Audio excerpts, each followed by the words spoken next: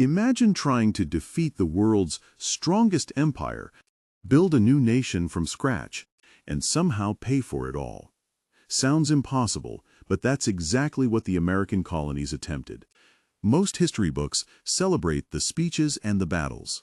But behind every famous moment was another story, one written in ledgers, taxes, debt, and money.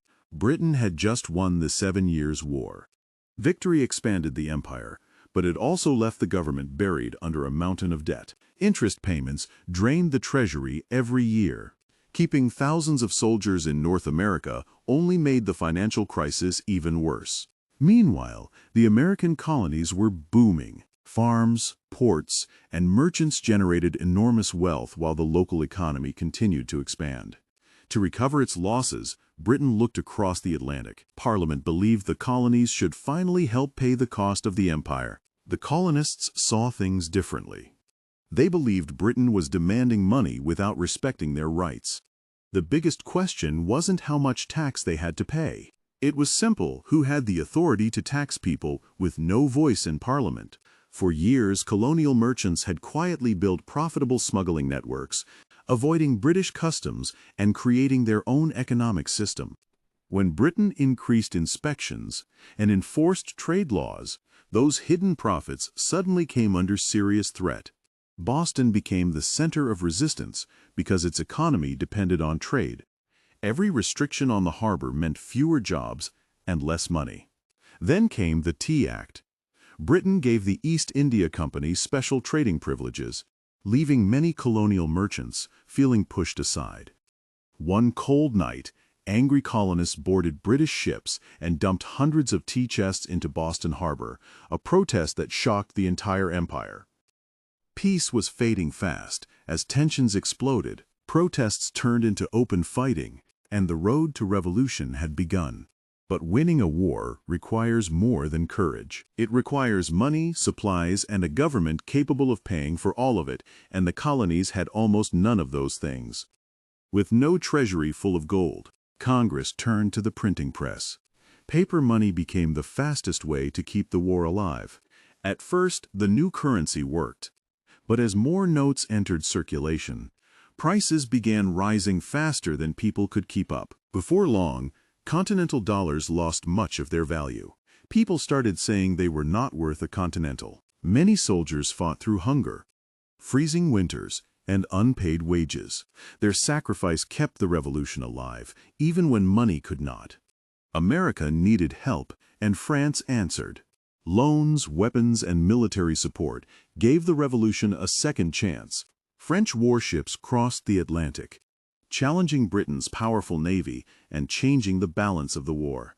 Private American ships hunted British merchant vessels, capturing valuable cargo and disrupting the empire's trade routes. Every captured shipment weakened Britain's economy while providing much-needed supplies and profits for the American side. War created opportunity. Some merchants and suppliers earned fortunes by selling food weapons and equipment to the Continental Army. While businessmen counted profits, many ordinary soldiers returned home with paper payments that had become almost worthless. France's support came at a huge cost. The kingdom borrowed enormous sums, pushing its own finances closer to disaster. Only a few years later, financial collapse fueled another revolution, this time inside France itself. The colonies also fought with economics. They organized massive boycotts, refusing to buy British products whenever possible. Local workshops stepped in to replace imported goods. Families and craftsmen worked together to produce what the colonies needed. Long before independence was officially declared, America had already begun building an economy that could survive without Britain. Britain faced another enormous challenge. Every soldier, weapon, and barrel of food had to travel thousands of miles across the Atlantic Ocean.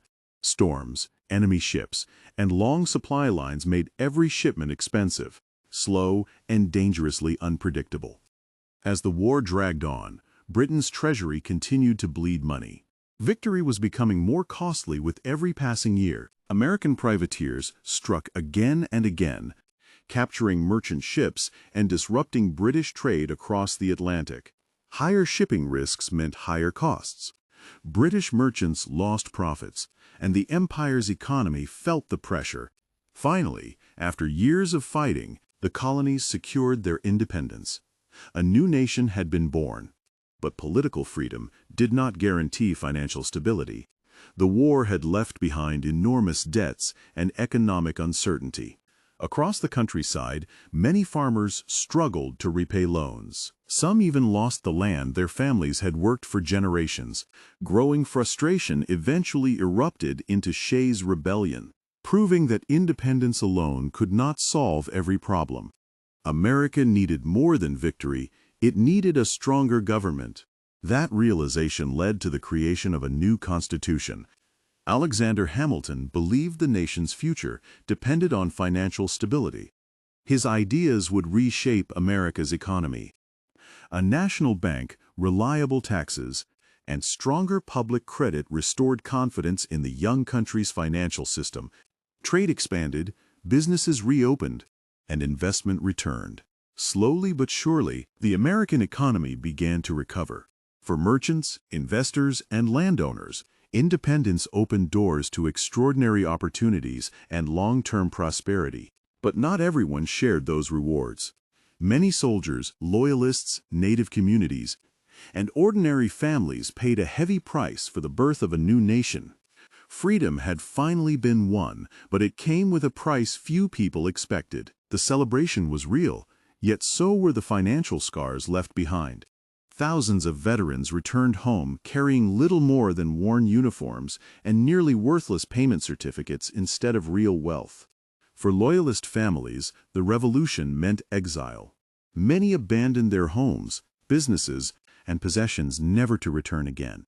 Native American nations faced an even darker future. As the new republic expanded westward, their lands and independence came under increasing pressure. At the same time, settlers pushed into new territories, believing the revolution had opened the door to endless opportunity and expansion. Over the following years, America's economy slowly found its footing. Trade, farming, and industry began driving steady growth. What started as 13 colonies gradually transformed into one of the world's fastest-growing economic powers. The revolution created clear winners and painful losers. Wealth and opportunity expanded for some, while others were left to rebuild their lives from nothing. History often celebrates victories, but every victory carries a hidden ledger. Behind every triumph are costs that rarely appear on monuments. Liberty was priceless in spirit, but achieving it required enormous sacrifices in money, lives, and generations of hard work.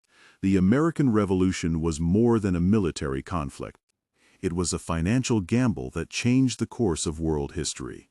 Its greatest lesson is timeless, lasting political change depends not only on courage, but also on a strong and stable economy. From those difficult beginnings emerged a nation capable of attracting investment, expanding trade, and shaping the global economy. Looking back, the revolution was never just a battle for independence. It was also a struggle over debt, trade, taxation, and economic power. The next time you think about the American Revolution, remember that behind every famous battle stood an equally important financial story. The war created a nation, but the economy determined its future. Thanks for watching.